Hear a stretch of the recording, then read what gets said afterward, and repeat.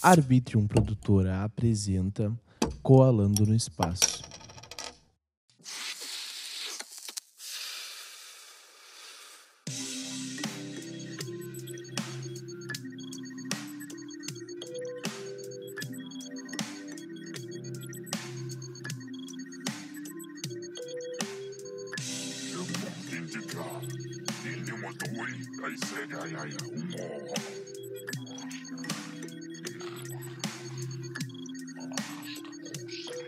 E aí, galera, tudo bem? Eu sou o Will, estamos começando mais um episódio do Colando no Espaço e hoje nós estamos aqui com ela, Vanja K. Michel. Tudo bem contigo? Tudo ótimo. Coisa boa. Sabe que eu sempre quis conversar contigo. Que legal. Sempre tive muitas influências, o pessoal ao meu redor sempre falando muito de ti pra mim. Eu sempre ficava falando pensando... bem, falando mal, muito falando bem. Muito bem, muito bem. Uma das minhas amigas é a Carla. Não sei se tu deve conhecer ela, né? Tem várias Carlas. Qual a Carla? Carla El. Carla El, sim! Eu ia gravar com ela hoje, mas a gente teve que adiar um pouquinho mais, né? Sim. Mas ela falou muito bem de ti, o Gabriel Rocha também falou muito bem de ti. Todo mundo, a Natasha Dutra também falou muito bem de ti. Uma galera que eu conheço falou muito bem de ti, né? Tô lisonjeado em estar conversando contigo agora. Muito obrigada. E eu também ouvi muito falar de ti, do teu canal. E eu estou muito feliz de estar aqui. Pô, muito obrigado. Agora eu fico mais feliz ainda, né? Vamos começar por um papo que eu sempre começo. Como é que foi teu dia hoje? Olha, foi bem legal, assim, porque eu estou há 15 meses sem trabalhar e esse sábado que passou a gente iniciou os trabalhos, então tá vindo o que estava assim na folga, sem nada acontecer, essa semana está acontecendo, mais inscrições, contatos, né? Então tá uma semana assim que para mim tá me dando muita alegria, porque parece que as coisas estão engrenando. Ficar torcendo para que continue assim, para que não tenha nenhuma mudança nos decretos e que, enfim, que as pessoas se cuidem, que nada de grave aconteça e que a gente possa retomar, né? Porque quando você trabalha com arte, nós somos os primeiros a parar, vamos ser os últimos a retornar e a situação está ficando bem difícil, assim, né? Eu imagino. E diz pra quem tá nos ouvindo com o que tu trabalha, o que a arte faz na tua vida, no caso, né? Bom, eu vivo de arte, né? Isso é uma coisa inédita, assim, e é uma coisa que eu também nunca esperava quando eu era adolescente. Eu trabalho com teatro. Primeiro, a minha formação foi com educação. Na época, eu me formei... Não porque eu queria, era uma coisa assim, quando eu morava em Novo Hamburgo, e aí eu fui morar com uma irmã em Curitiba. Como era no mês de maio, não tinha vaga para ensino médio normal, só no curso de magistério. E eu disse, mas eu não quero ser professora. Mas só tem vaga no magistério, vai ter que fazer. Então faz esse primeiro ano aí, daí depois a gente muda. E aí eu entrei em maio, assim, numa turma para ser professora, e eu não queria ser professora. E aí, logo em seguida, surgiu um emprego para mim dentro de uma escola de educação infantil para eu trabalhar com criança como professora auxiliar. E eu dizia para minha irmã, né, que ela era casada, enfim, eu morava com eles, e eu dizia, mas eu não quero ser professora. Vanja, tu não tem escolha, tá? Só tinha esse curso e assim, surgiu esse emprego, é uma grana que tu vai ganhar e eu acho importante tu já começar a trabalhar. Então, eu comecei a trabalhar com 15 anos, com educação, e era uma coisa que eu não queria. Eu queria ser... Na época não existia curso de arquitetura, a gente chamava decoração, né? Eu queria ser... Decoração? Eu queria ser decoradora. No fim, acabei trabalhando em teatro, que também eu trabalho com decorar, mas decorar texto. Sim, é legal também decorar texto, né? Então, aí foi essa mudança, assim. Mas, paralelo a isso, quando eu concluí aí eu comecei a trabalhar mesmo com educação infantil, professora de maternal. E aí eu gostei, sabe? Eu gostei muito de trabalhar. Aí, no segundo ano, eu nem quis trocar de curso. Mas deixa eu te fazer uma pergunta. As crianças não são uns pentelhos? Eu amo crianças. Eu amo crianças. Eu também amo, mas o meu irmão, muitas vezes, ele tem 6 anos, né? Sim. Mas muitas vezes ele é um pentelinho que dá vontade de pegar, sabe? Quanto a criança que é quieta é que eu fico preocupada. A criança que está a 1000, ela tem saúde. Ela tem muita energia. Isso é legal saber. Ela é uma pessoa muito criativa. Para mim, crianças irrequietas, elas não se adaptam a esse sistema, porque para mim, eu considero de criativas, porque eu era assim. Eu não conseguia parar em sala de aula. E eu não fui compreendida nunca pelos professores. Nunca. Eu era a que atrapalhava, eu estava toda hora no diretor, eu não conseguia ficar quieta, porque o professor falava uma palavra, aquela palavra já desencadeava alguma coisa para eu falar, ou algum comentário, uma piada. Então, eu atrapalhava a aula, sabe? Eu atrapalhava a concentração. E eu amo os alunos bagunceiros, porque quando eles Sério? Primeira pessoa que eu vejo falar isso. Amo, de paixão, assim. Aqueles que rodam, aqueles que não se dão, esses que eu gosto. E eu creio que eu gosto porque eu compreendo eles. Né? Bom, aí eu comecei a trabalhar com educação.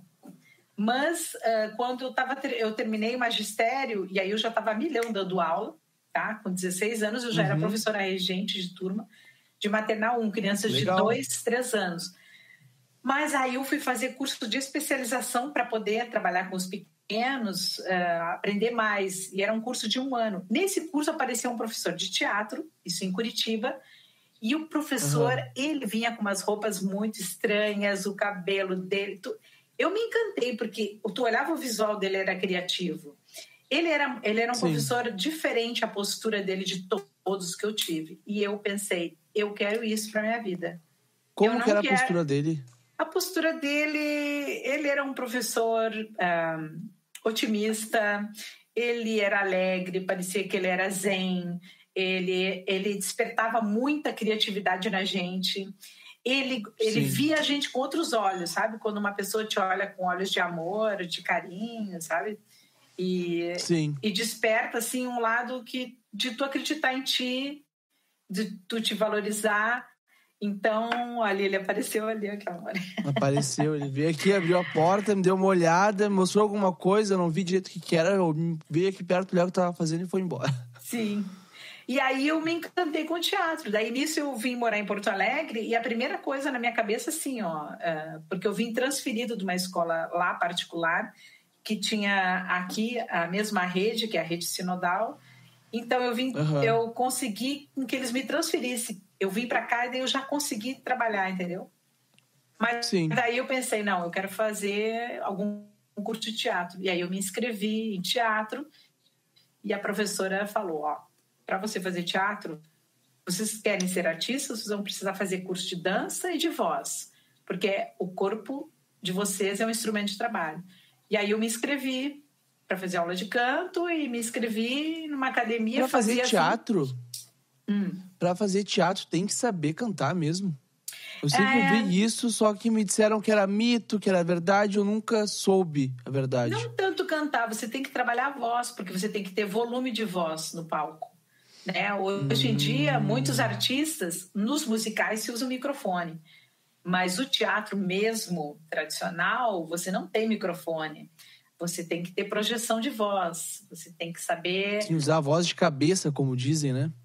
Sim, a voz de cabeça. E aí eu entrei nessa história ali de trabalhar a voz e entrei... Então, eu trabalhava de manhã e à tarde eu entrei numa academia onde eu fazia jazz, eu fazia balé clássico e eu fazia pantomima, que era um curso que tinha lá de 6 meses. Pantomima. Eu passava a tarde na academia. E o que é pantomima? São movimentos que você utiliza em mímica. O passo do Michael Jackson, moonwalk, sabe? São movimentos que você usa para fazer aquele da... Sim. Sabe? Várias coisas que você usa como se fosse... movimentos coreografados que você pode utilizar em teatro, te ajuda a se expressar melhor e é uma arte, assim, dentro da mímica. Sim, eu imagino. Quando eu vejo tu falando isso pra mim, eu fico pensando, cara, a arte é muito mais real do que eu pensava que era, sabe? Sim. Porque pra mim a arte já é real. Eu tô vivo hoje por causa da arte, né? Mesmo? Não sei se tu sabe o que aconteceu comigo. Eu sofri um acidente em 2019. Um acidente de carro, fiquei 15 dias em coma, sendo desses 15 dias, 7 coma profundo e 6 coma induzido. E quando eu acordei, eu não sabia fazer nada. Não sabia nada, nem caminhar, nem andar, nada. E eu demorei um tempo pra me recuperar. E eu vou te dizer que eu só tô vivo aqui por causa da música. Por causa da minha vontade de ser um músico, de ser um artista, sabe? E agora eu me encontrei no podcast. Faz um ano... Vai fazer um ano em agosto. Eu me encontrei no podcast e eu vi que...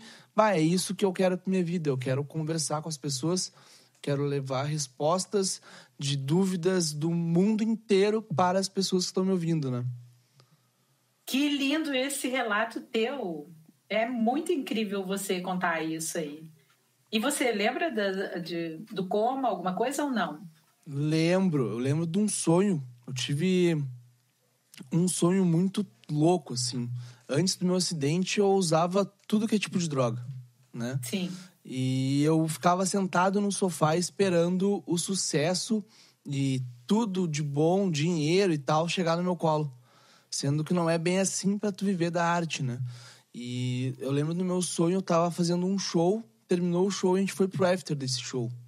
Chegamos no after, usei um monte de droga, um monte de coisa, fui dormir e eu não conseguia dormir, ficava rolando de um lado pro outro. Quando eu acordei, meio que eu sentia que a gente tava chegando de novo no lugar pra fazer a festa e continuar o after, sabe? Só que não tinha acabado o after pra mim, porque a gente tinha voltado no dia.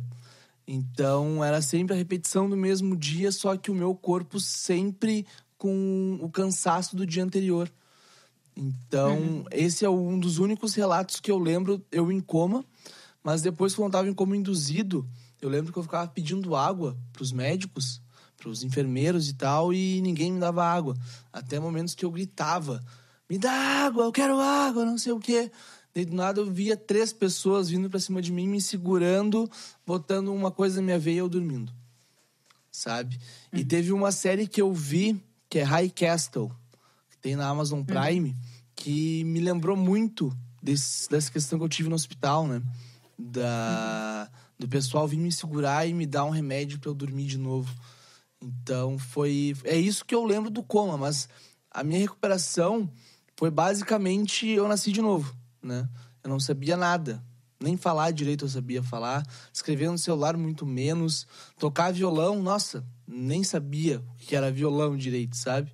E hoje em dia já faço tudo de novo e muito melhor do que eu fazia, né? Que show! Isso me deixa muito feliz. Muito Deus. E agora, Vanja, uma pergunta pra ti. O Adolescer foi tu que criou? Sim. O Adolescer, ele estreou como um espetáculo profissional em 2002. Mas em 2002? 10 anos mas 10 anos antes, em 92, eu dava aula de teatro para adolescentes numa escola em Porto Alegre. E, na época, eu trabalhava como atriz num espetáculo. E em Porto Alegre chegou a peça Confissões de Adolescentes, do Rio de Janeiro, que estava para Seco, Ingrid Guimarães, uma galera ali que hoje já continuam sendo atrizes. E veio para Porto Alegre essa peça Confissões de Adolescentes, que estava fazendo o maior sucesso. Meus alunos foram assistir e voltaram enlouquecidos e disseram, professora, a gente quer uma peça assim que fale da gente. A gente não quer estar montando essas peças aí de história, sei lá de quem. Aquela peça é muito legal porque eles desabafavam, eles contavam as coisas. E eu não pude assistir porque eu estava em cena, nos mesmos dias e horários da peça que estava até em cartaz do São Pedro. Então, eu disse, eles me contaram como era e eu disse, quem sabe a gente monta uma peça, então vocês falam de vocês. E eu não sabia nem como começar. Então, eu me lembro que eu botei uma música daquelas, assim, de mexer com o emocional. Eu distribuí folhas em branco. E aí eu coloquei o que vocês gostariam que as pessoas soubessem sobre vocês. E eu me lembro que o que mais veio assim eles colocaram frases que eles não gostavam que as pessoas falassem deles, principalmente os pais, sabe? Tu não devia ter nascido, não queria que nascesse uma menina e veio tu de guria. Aí eu vou te colocar num colégio interno. Meu Deus. Sabe? Esse guri, sabe assim, só reclamações. E eu fiquei chocada com aquilo. Eu pensei, meu Deus do céu, se eu botar isso no palco, eu tenho que pensar como eu botar isso no palco. E aí eu pensei, eu vou começar a assistir palestra para ver outros conteúdos, para não ficar só uma queixa. E daí, no dia seguinte, tinha uma palestra, eu fui assistir, que falava sobre ebiatria, o que é pubarca, menarca, sarca. Eu pensei, isso aí é legal, a plateia saber, mas como é que eu vou botar isso numa cena? Já pensei, claro, cena de informação é a escola. Então, eu criei a segunda cena, a cena da escola. 3 perfis de professores na época, um perfil que todos os alunos amam, que todo mundo tem um professor que a gente se apaixona, às vezes pode ser velho, feio, não interessa, e pode ser homem, pode ser mulher. Tem um professor que todo mundo a gente se apaixona, né? Que a gente se identifica ou gosta, enfim. Um que tem que ser que quer só passar matéria, não está nem aí com os alunos. E aí eu coloquei esse texto, pubarca, menarca, sexarca, o que é, numa aula que eles tentam dar essa aula com essas informações, mas tem a bagunça dos alunos na aula, e que ali, nessa bagunça, tem muita bagunça que eu fiz e coisas que eu fazia na minha adolescência, que eu juntei junto com o que eu via que a gurizada me contava que fazia. E a gente começou e a gente criou uma peça que o nome a gente deu Terra de Ninguém. Porque na época eu comecei a ir em contato com um psiquiatra, psicanalista de adolescentes para estudar. Winnicott diz que a adolescência era uma terra de ninguém. Em 92, realmente a adolescência era terra de ninguém, porque na época ninguém queria ser adolescente. Adolescente era considerado aborrecente, era um saco. As pessoas não gostavam da adolescência e a adolescente era uma coisa isolada. Tanto que existia peça adulta, peça infantil, não existia peça para adolescentes.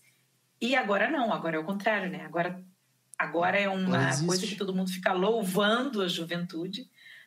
Tem os adolescentes, os envelhecentes, porque todo mundo agora quer ser adolescente, porque ninguém quer ficar... Eu nunca ouvi falar. Já existe esse termo no dicionário americano. Os adolescentes são os adultos, né, que têm o perfil meio adolescente, se vestem como tal, e tem uma postura de adolescente. Então, esses são os adultos. E tem os envelhecentes, que são os avós, né? Aquele vô de 70, que está com uma filhinha de 2 anos, né? Que ainda usa All-Star. Que voltou, pode crer. Que voltou à adolescência. Então, hoje é um culto à juventude. Ninguém quer envelhecer. É verdade. Todo mundo quer adultecer, né? Ou quer, enfim. Entendi.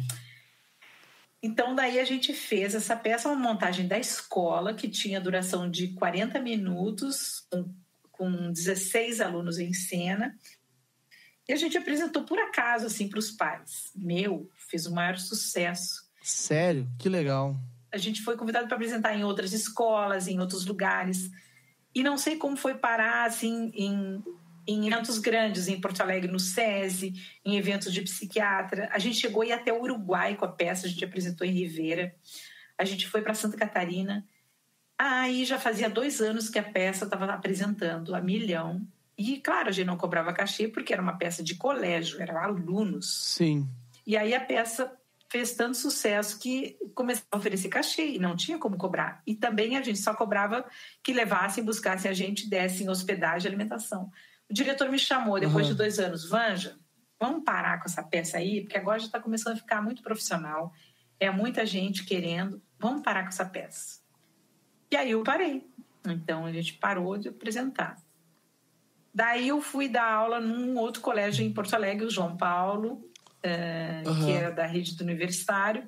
Cheguei no João Paulo, a turma que fui substituir, eles, já no 3º ano, me pediram, a gente queria montar uma peça assim, tipo, mas que falasse da gente. Eu disse, olha, eu tenho um texto. Aí eu levei o texto. E eles acharam nada a ver, assim, umas coisas. Por exemplo, esse nome Terra de Ninguém parece dos Sem Terra, não tem nada a ver com adolescência. Eu disse, gente, muda o nome. Aí eles sugeriram mudar o nome para Aborrecentes, com uma interrogação, porque eles não aguentavam mais serem chamados dessa forma. E mudaram, assim, tinha mais cenas que eles não queriam. Essa cena aqui nada a ver, ridículo. Claro, aí eu vi em 92. Nós estamos em 95, essas coisas já estão desatualizadas mesmo, sabe? Gírias, tudo. Aí eu vi que a peça tinha que se atualizar. Então a gente atualizou, e eis que a gente estreou, e Aborrecentes foi o maior sucesso. E a mesma coisa aconteceu lá. Ficou quase 2 anos, e a direção do João Paulo disse para mim, Vanja, a gente já cansou dessa peça, vamos montar outra, né? E porque tá assim, aqui não é mais, tipo assim, não é uma escola de teatro, né? É colégio. Então, aí esqueci. Passou, eu acho que em 2002, em janeiro, alguns alunos desses foram fazer artes cênicas na URGS. E 2 me procuraram, foram na minha casa. Vanja, vamos pegar aquela peça, vamos montar profissionalmente, porque agora a gente está fazendo artes cênicas na URGS. Chama uma galera que já é ator, enfim. E aí a gente chamou 9 e a gente ensaiou. Aliás, em janeiro eu fui atrás de atualizar o texto, porque daí estava completamente desatualizado. E aí eu vi. Aí já tinha entrado o computador, por exemplo, aí tinha que ter Mirk, ICQ. Meu Deus, só rede social antiga. Na época a droga eram as drogas injetáveis que estavam. Era punk, sabe? E então, assim, as tribos, o perfil dos pais. Estava começando a história do Ficar, em 92. Nossa, Ficar era um escândalo. Então, tinha pais que não entendiam o que era Ficar, o que é isso? Então, a gente criou as cenas e ensaiamos em fevereiro, março, abril. Em maio, a gente estreou para uma plateia de 500 pessoas, pagantes, deu cachê para todo mundo. E eu consegui patrocínio, consegui figurinos de cara, assim. Adolescer é uma peça que ela deu certo desde a primeira ideia e desde que surgiu. E desde lá, eu nunca ofereci para ninguém. Sabe? Eu nunca mandei e-mail pedindo para as pessoas comprar a peça. Não. As pessoas ligam e vêm atrás. E eu não sei te explicar o que é. Adolescer quer dizer crescer, amadurecer. E tem a ver com o público adolescente. Cara, que legal essa história do Adolescer. Eu não sabia que ela era assim. Eu não sabia, sério, eu não sabia que começou no colégio. E eu acho que é a primeira mão que eu tô contando isso, tá? Porque...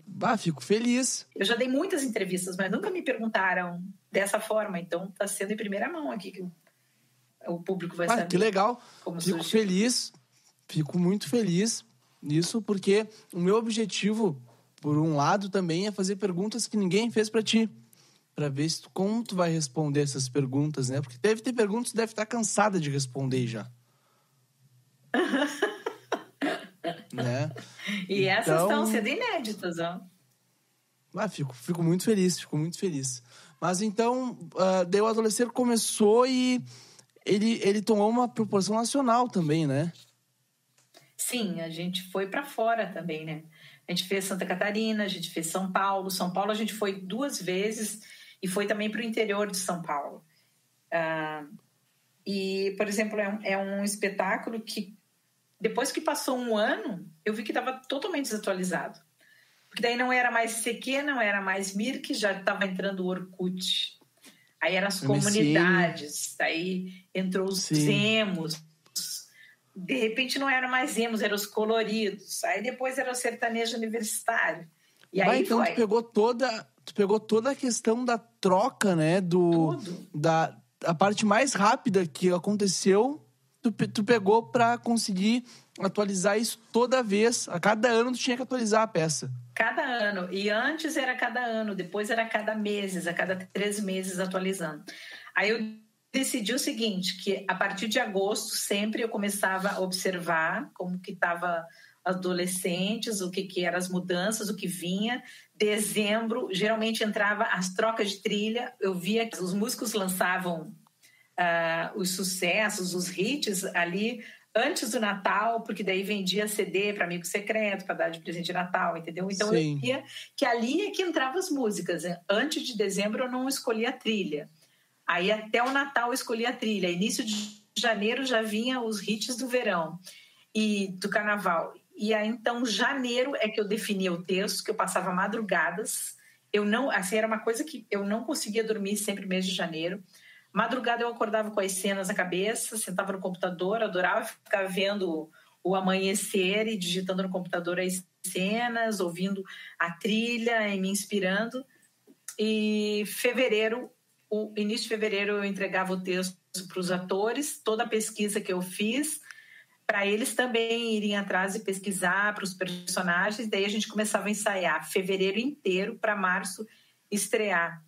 Sempre uma nova versão, porque decidi que ele tinha que estar sempre representando os adolescentes daquele momento, o que estava acontecendo agora, porque era uma maneira de eu ajudar os adolescentes a questão deles serem entendidos, compreendidos, aos adultos olharem eles de outra forma e principalmente para eles se compreenderem, se entender o que estava acontecendo, porque ninguém nunca foi adolescente. Quando tu entra a primeira vez, até tu te instalar, entender, de repente já passou, né? Mas principalmente... foi o que aconteceu comigo. Porque os adultos, eu vejo... Os adultos cuidam muito dos bebês, cuidam muito das crianças da educação infantil, cuidam das crianças quando estão aprendendo a ler, escrever. Mas quando chega na adolescência, que para mim é o pega pra cá, assim. Aí eles largam a gurizada de mão. E aí é que está o perigo. Porque quando eles largam, cara, todas as portas do mundo estão abertas para teu filho. Adolescente. É o que mais se espera na adolescência que eles veem. As portas estão abertas. E os pais abandonam, largam. Tô largando esse guri de mão. Não, que inferno, não aguento mais, entendeu? E é muito perigoso, né? Porque às vezes pode cair numa porta errada e que pode não dar certo. É verdade. Isso é muito verdade, porque eu lembro quando eu era adolescente no colégio, em 2013, eu morava em Santo Antônio da Patrulha antigamente, né? Eu saí de Santo Antônio da Patrulha e vim para Canoas em 2013. E eu tive toda essa questão da minha entrada na adolescência numa cidade grande já. E eu levei um susto gigante, porque eu não sabia como que era, né? Eu via colegas meus fumando, colegas meus bebendo. E eu não tinha esse discernimento de que, será que eu posso, será que eu não posso, sabe? E daí, com isso, eu comecei a fumar cigarro, comecei a beber bastante. E quando eu vi, ao meu ver, é toda uma questão que chegou até o ponto do meu acidente. Sabe? Foi só aumentando. Tudo isso veio da adolescência. Limite tinha que ser dado, né? O limite tinha que ser dado. É isso que eu vejo. Se molhou alguém tinha que dar o limite para ti e o acidente deu.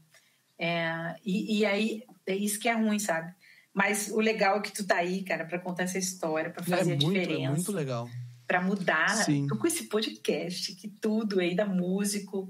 Então, agora é seguir e bora ser feliz, né? Só ir atrás do que quer, né? Não ficar sentado esperando chegar. Não fazer como eu fiz no passado.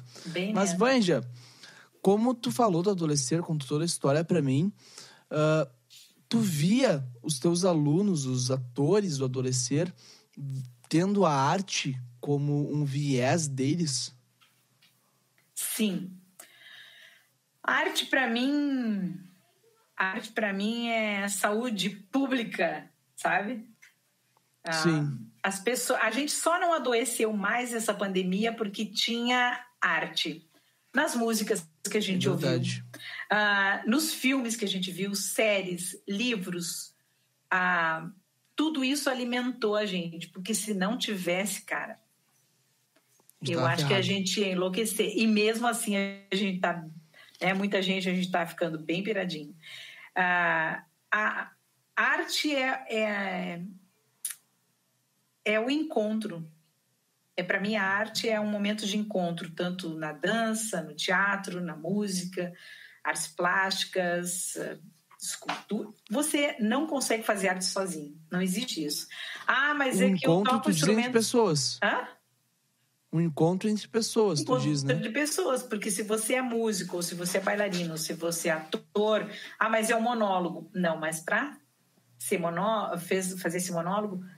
Não adianta você fazer para ti mesmo. A gente não faz arte para a gente faz arte para a plateia.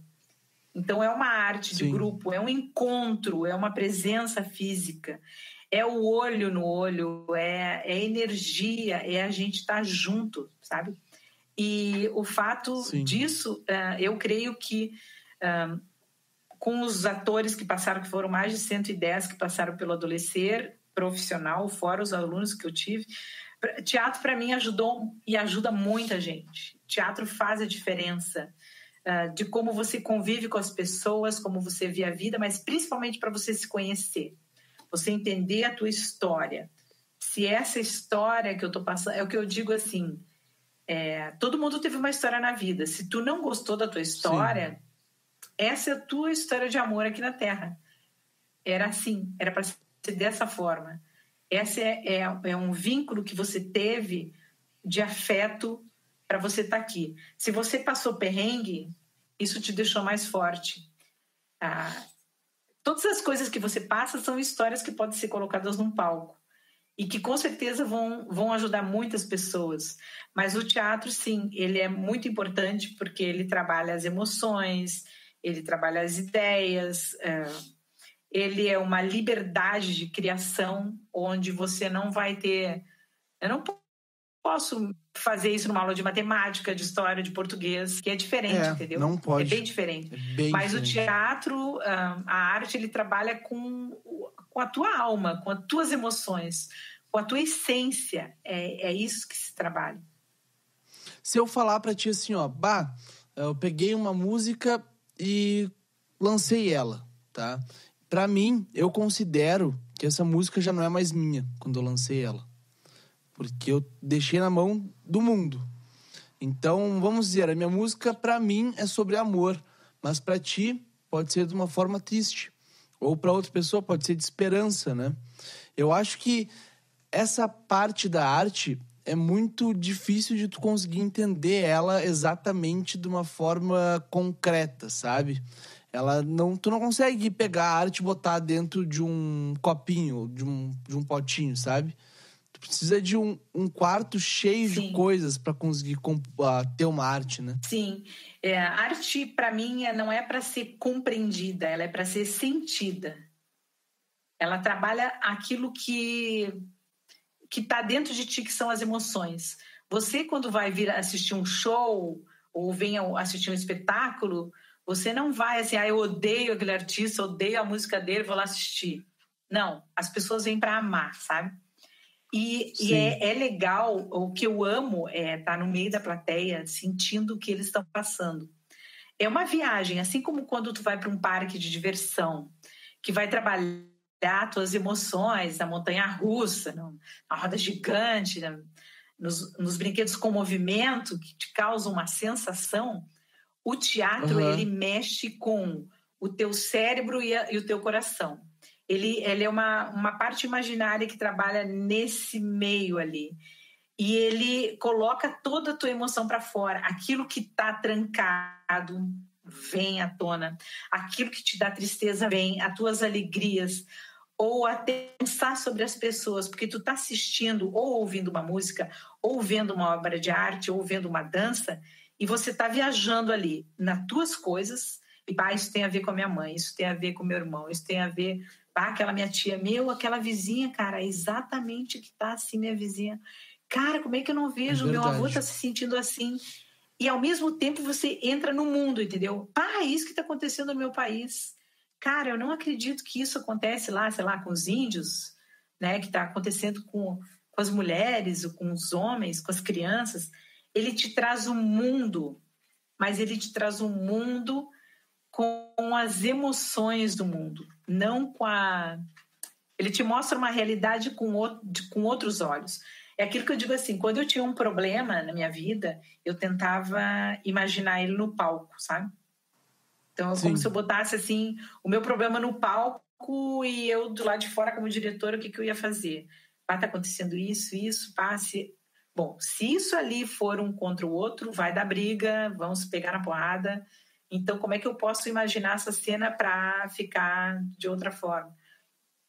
E é isso que as pessoas fazem quando estão na plateia. Elas olham as histórias de fora, elas estão sentadas na plateia. E ali só tem que trabalhar a emoção. Eu não me preocupo muito com mensagem da peça. Na época que eu comecei a fazer curso de direção de teatro, eu me lembro que tinha um diretor que eu amo, que ele mora nos Estados Unidos, que é o Gerald Thomas. Ele dizia que na época, né, quem passava a mensagem era fax. Hoje, para mim, quem passa a mensagem é celular. E você não tem a obrigação de passar uma mensagem. Mas como assim? Me explica um pouco melhor isso. Por que assim, ó, tipo moral da história, sabe? Não existe assim, moral da história. Essa música serve para isso, essa peça serve para isso, para ensinar você. Não.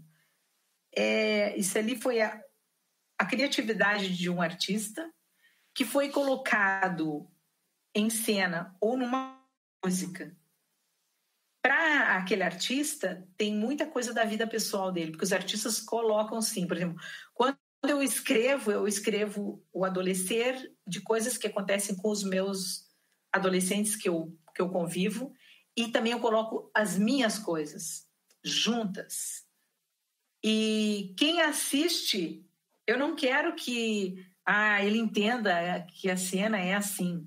Não, ele vai ter uma outra leitura porque ele teve uma outra vida diferente e ele vai fazer uma outra leitura. Então, é isso, a pessoa vai ver aquilo que significa para ela.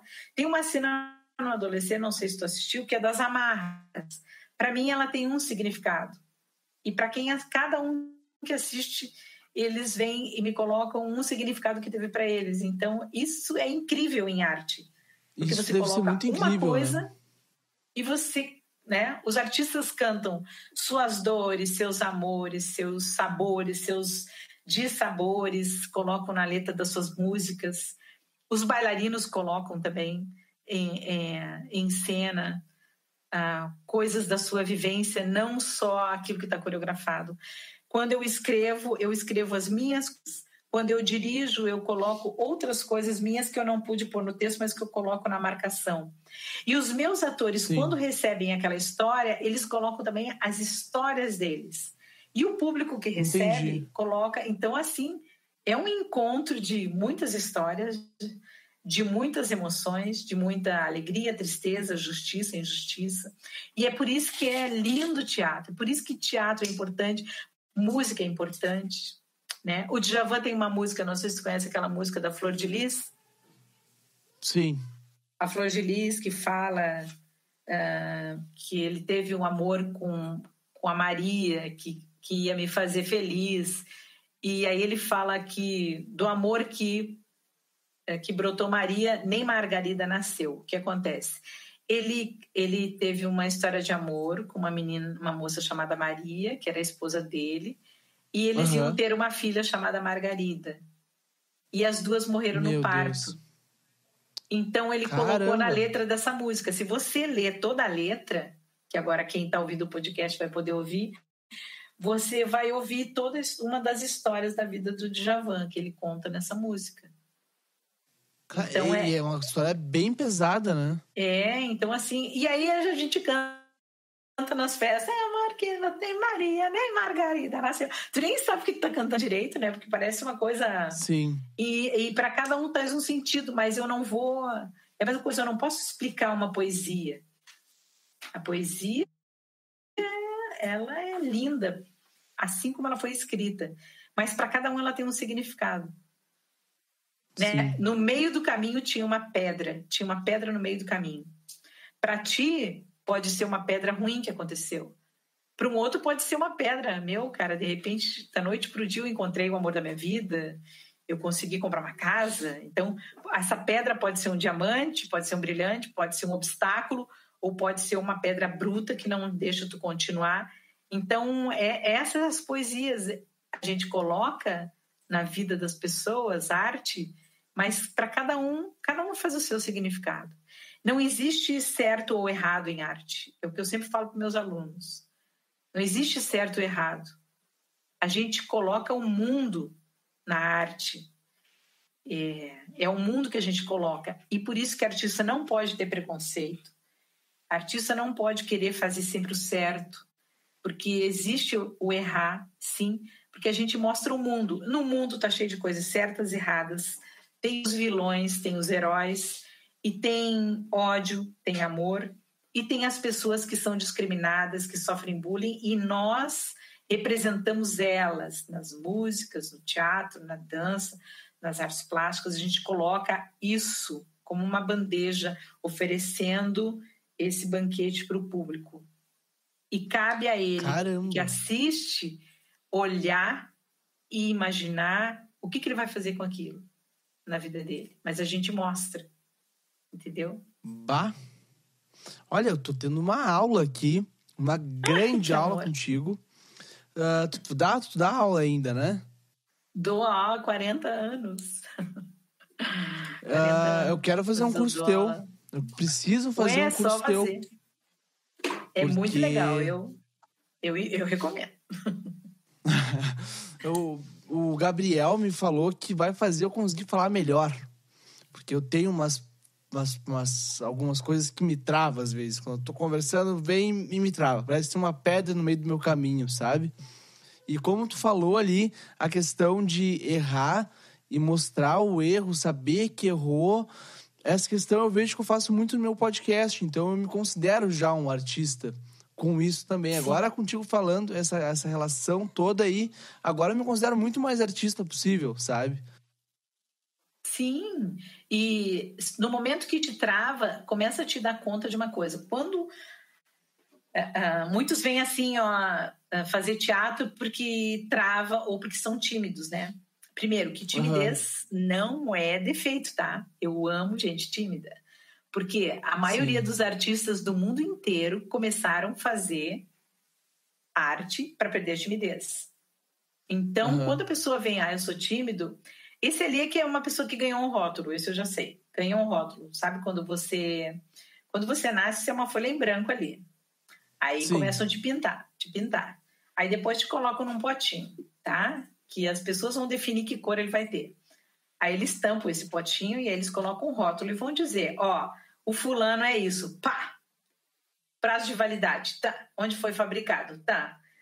Cuidado, as instruções que eu te digo é que se você fizer isso, o fulano vai ficar irritado. Se tu fizer aquilo, o fulano vai surtar. Se tu fizer isso, Então a gente já vem com instruções. E aí o teatro é legal porque ele tira esse rótulo. Você vai sair de dentro do pote, tu vai te expressar, fazer as aulas, e daí na hora de sair tu entra no pote, porque lá fora, no mundo, tu tem que estar dentro do pote, porque senão as pessoas surtam, né? E aí lá fora tu representa que tu tá lá no potinho, beleza. Mas pelo menos tu já trabalhou essa parte interna.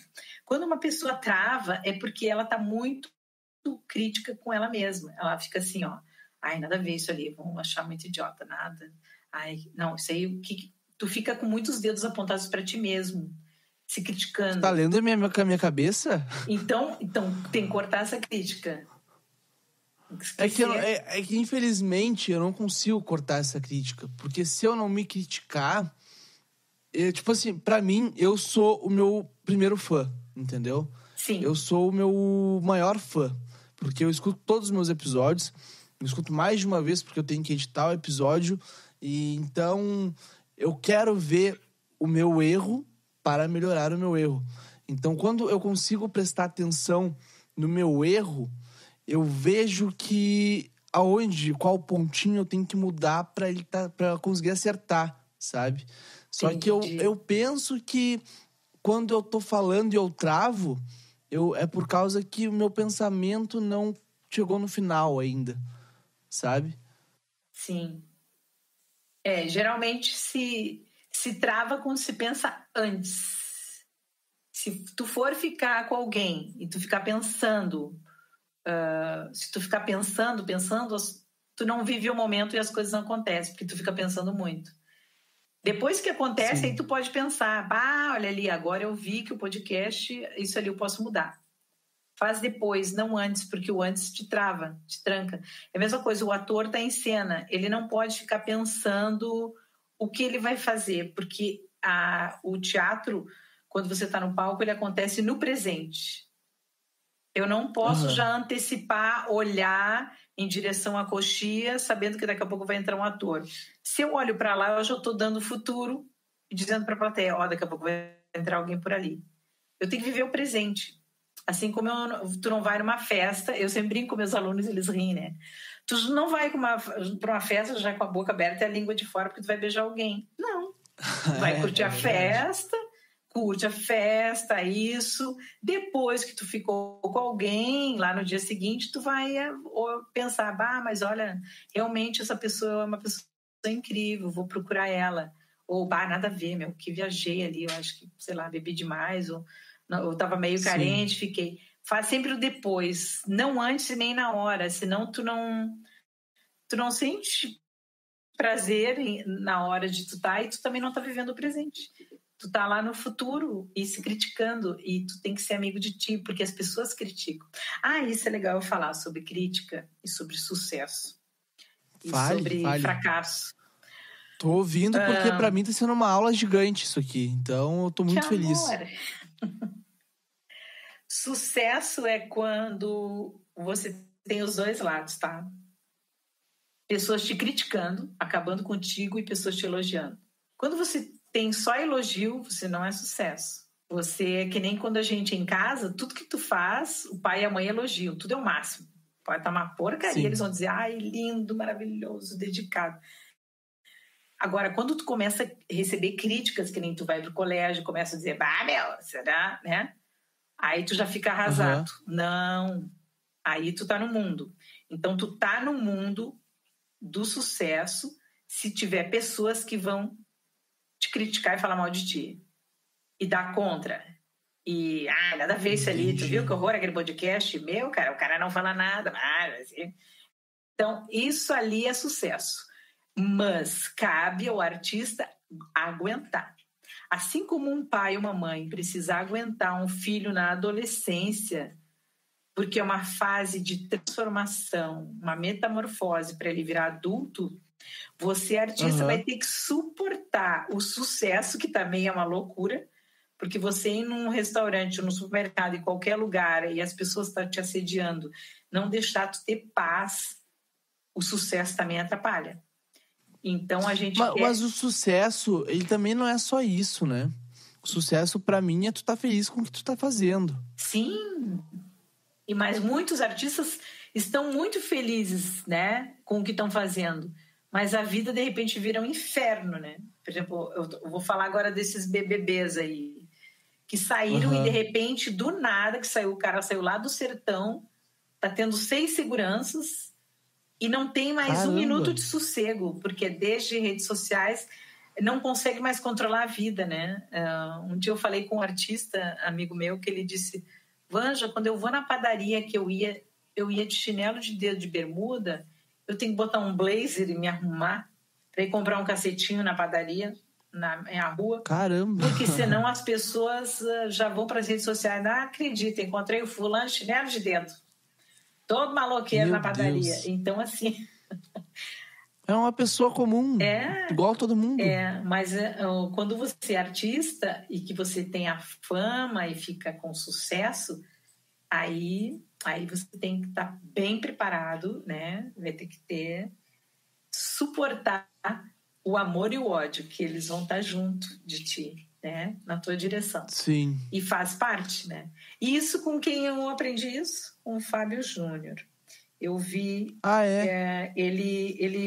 o Fiuk contou que ele estava muito feliz que quando ele tinha uma banda ali com 15, 16 anos, eles fizeram um show numa casa noturna que lotou e todo mundo elogiou e todo mundo amou, e ele veio para casa, pai, me dá um abraço, pai, a gente foi o maior sucesso, acredita que lotou, todo mundo amou isso. E o Fábio Júnior disse, olha, nem vou te dar um abraço, isso aí não é sucesso, isso aí é teus amigos, né, teus fãs, mas não é sucesso. Aí ele entrou para Malhação. E aí as pessoas caíram em cima da cabeça dele, porque não representava bem, porque ele era um péssimo ator, porque isso, porque aquilo. E ele voltou para casa chorando, que desde o diretor, os atores, todo mundo, e as pessoas falando nas redes sociais, ele voltou chorando, acabado, e que não queria mais trabalhar em atuar em TV por causa disso. Sim. O Fábio Júnior disse, então agora vem cá que eu quero te dar um abraço, que agora, meu filho, tu é sucesso. Estão falando mal de ti agora, tu é sucesso.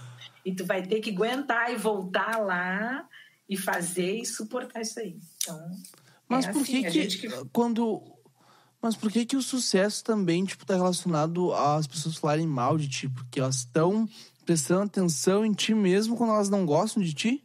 Porque muitas pessoas acham que pode fazer melhor, te comparam, rola muita coisa, inveja, muita coisa que rola. Rola até o emocional das pessoas, entendeu? Ou achar que você não está naquele lugar. Ou muitas vezes não sabem do que o artista fez, o que estudou, o que fez de sacrifício para conseguir chegar ali. Então, e alguns porque também não tem o que fazer, né? É fácil criticar, assim, dizer... Sabe que teve uma coisa que eu comecei a fazer... Por exemplo, assim, essa hora, em algum lugar, tem alguém querendo ficar contigo, ficar comigo, alguém querendo quando conversar, alguém está sentindo saudade de ti, de mim. Tem alguém nesse momento que está falando bem da gente, mas tem muita gente que agora está falando mal da gente, está pensando mal da gente, desejando mal para a gente. É isso que eu penso. Então, é bem-vindo ao mundo. Esse é o mundo adulto. No das crianças já não é tanto assim, mas o mundo adulto é isso aí. Sim. Sabe que eu percebi isso de uns tempos pra cá. Eu comecei a focar no meu podcast. Só pensar no meu podcast. Eu tenho até uma produtora de podcast, né? Que é Arbítrio Produtora. Eu faço podcast da banda Colomi, não sei se tu conhece. Que é a banda do Sebastião Reis, com o Eduardo Schuller e o Pedro Lipa. E pra mim isso tá sendo incrível. Porque eu tô conseguindo... ajudar eles estão me ajudando, tá sendo um rolê muito legal, né? E eu conversei com um amigo meu aqui esses dias e eu falei, cara, tem muita gente que... Eu tenho certeza, muita gente é demais, mas eu tenho certeza que deve ter umas 3 pessoas que me odeiam, que são haters do meu podcast ao máximo, sabe? Só que não apareceram ainda. Mas quando der a primeira oportunidade, vão aparecer e vão querer me destruir. Mas eu não vou dar bola pra isso. Eu vou ficar de cabeça erguida seguindo no caminho, entendeu?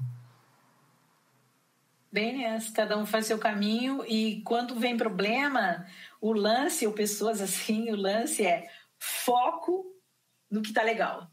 Foco onde tá dando certo, foco no trabalho. É assim que se vai. Não merece foco coisa ruim, entendeu? Porque ali tu vai só te desgastar, tu vai te machucar. Delete. Graças a Deus inventaram essa palavra. Delete, dá um delete e apaga da lixeira. E foco lá, cancela ali, foco onde dá certo, onde você gosta, aquilo que te faz feliz. E é isso aí. Eu, basicamente, hoje em dia, sou uma pessoa realizada. Porque eu nunca imaginei que eu ia ter um podcast. Antes do meu acidente, eu não sabia o que era podcast. Fui conhecer depois do meu acidente. Comecei a fazer podcast por um cara... pelo pessoal do Pretinho, na verdade. Que não é mais do Pretinho, que é o Caixa Preta agora. Comecei a fazer também por causa do Diário de Bordo, que é um podcast que eu comecei a ouvir na quarentena também. Então, eu hoje conheço muitos outros podcasts que eu sou apaixonado... E tô tentando mostrar a minha arte através da fala, né? E eu espero conseguir... Uma coisa que minha mãe sempre me fala é pensar coisas boas, né? Antigamente eu não acreditava em Deus. Comecei a acreditar em Deus depois do meu acidente. Então eu acho que eu dei uma conversadinha com ele lá e ele me mandou de volta porque não me quis lá. Não me quis no céu porque era muito chato. Daí ele falou, vai pra terra que eu não te quero aqui. Mas, enfim, Vanja, vamos indo pra nossa reta final, tá? Eu quero te convidar, se tu aceitar participar do Semestário, que é um quadro que eu tenho aqui no Coalando, que é um diário que acontece de 6 em 6 meses, né? Pra gente conversando, daqui 6 meses tu volta aqui no Coalando e a gente conversa de novo pra ver como é que tá a questão da tua vida, se melhorou alguma coisa, sabe? Que legal, isso é muito bom. Daí tô te convidando, se tu aceitar, eu já te vou fazer uma pergunta já pra te deixar engatilhado já. Sim. Tu aceita participar? Aceito. Então tá. Então, pra gente já acabando o nosso episódio, eu vou te pedir pra te deixar um recado pra ti daqui 6 meses. O que tu quer falar pra ti daqui 6 meses? Vanja, cuida da saúde e siga em frente. Simples e objetiva. Sim. Muito bom. Muito bom. E as tuas considerações finais, as tuas redes sociais, para quem está nos ouvindo? Vanjacá, aliás, @VanjacaMichel. Tem o meu podcast da Vanja. Tá. Que é muito bom, por sinal. Muito bom. Eu ouvi o podcast que tu lançou com o Fernando Perdigão, se não me engano é o nome dele. E já chamei ele aqui pro Coalando também. Com o coordenador da Rádio marcado. Mix. Esse aí, já tá marcado o episódio com ele. Muito legal. Ele é incrível. Vai adorar. Ele é incrível. E tem um outro episódio ali que eu fiz com o psiquiatra, ele é bem maior, né? E é KCA, tá? Vanja, CA, Michel, Michel. E o podcast da Vanja, tá. Você também pode olhar no Spotify o trabalho dos meus alunos. Eu dou aula de teatro no Teatro São Pedro, sábados para adolescentes. Tem uma turma de manhã das 10 ao meio-dia, à tarde das 14 às 17. Você se inscreve pelo oficinaadolescer@gmail.com. E se você quer ver alguns trabalhos dos alunos das aulas online, entra no Spotify e assiste 1 minuto de várias cenas muito legais, que é o Teatro ao Microfone. É muito legal, você vai ver. Eu vou ouvir isso aí. Desde Shakespeare, Bertolt Brecht, tem o Fantasma da Ópera, tem vários clássicos do teatro ali sendo falados. Tem também outros textos, mas é bem legal. É 1 minuto de cada e a gurizada botou para quebrar. Amanhã o meu dia vai ser legal. Isso. Vou ouvir esse podcast aí. Que show. O primeiro o primeiro podcast lá da Vanja com o psiquiatra é sobre a cena do gótico do adolescer. Ele é mais longo porque a gente teve um papo bem legal com o psiquiatra da infância e da adolescência, o doutor Daniel Aires Dávila, que a gente falou sobre a cena do gótico. Meu filho mudou. Na adolescência os filhos mudam. Uns pintam o cabelo de verde, outros mudam. Eu não quero dizer, não quero dar um spoiler, né? Mas assim, o teu filho mudou radical. E aí? E ali a gente dá várias dicas e fala sobre isso. É muito legal o bate-papo. Mas é legal ver até o final. Ele é longo, então você pode assistir em capítulos. Vou ouvir. E só para finalizar, que eu acho uma coisa incrível para te falar. Podcast. A gente faz cursos de oratória para aprender a falar.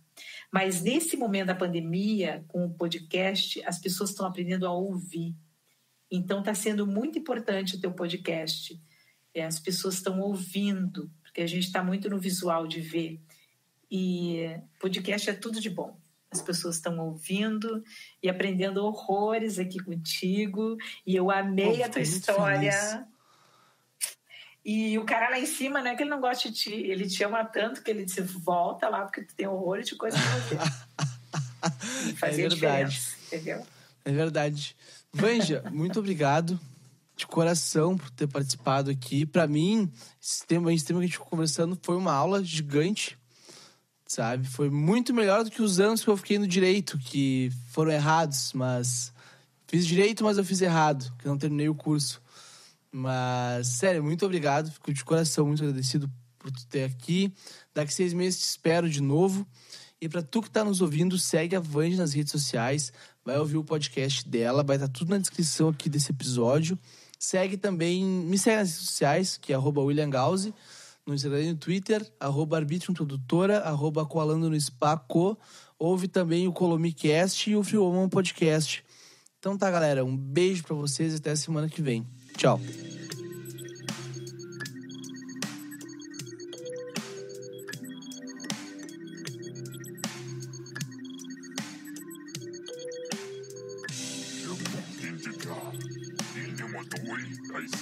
Eu